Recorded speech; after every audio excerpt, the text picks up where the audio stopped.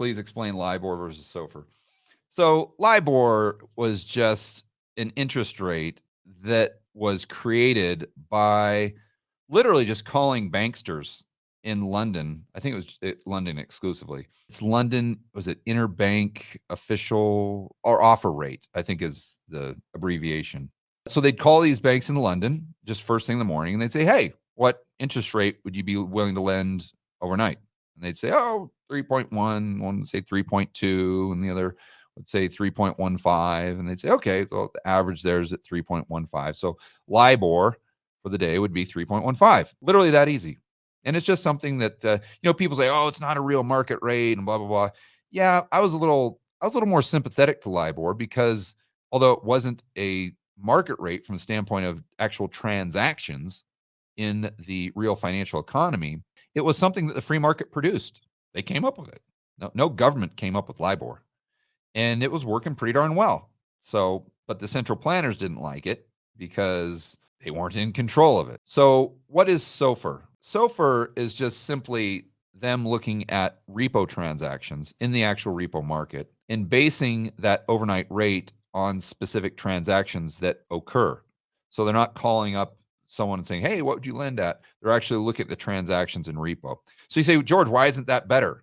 Well, I don't know. Why didn't the free market choose to do that? Why didn't the free market say, hey, this LIBOR thing is stupid. Why don't we all just go over to SOFR?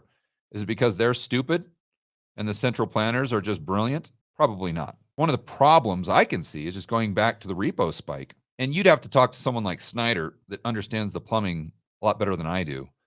But think about if repo spikes to 10% like it did September 2019, and you're using SOFR. Okay, so now all of a sudden, all those rates adjust to SOFR, which would be 10% roughly.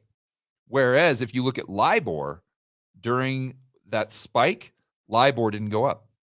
LIBOR was the same. So now how much systemic risk would there be from the LIBOR or SOFR rate with all these contracts and all these derivatives are using that? How much systemic risk would there be if it spikes up from 1% to 10% just overnight? I don't know.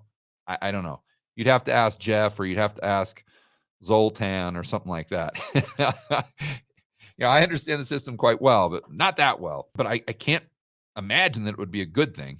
I can't imagine that it wouldn't create some sort of counterparty risk. And so that's one downside. And I'm sure guys like Zoltan or Jeff could tell you another 10 reasons why the free market chose LIBOR over SOFR. And I know Jeff would say he's not a big fan of SOFR. Zoltan, he's more of a kind of mainstream, I think. He would probably say it's a good idea. But the thing with him, he's working for Credit Suisse, so I love his insights, but sometimes I think you got to take him with a little bit of a grain of salt because I don't know that he can be as honest as Jeff Snyder, because Jeff Snyder doesn't have to answer to anyone because he works for himself.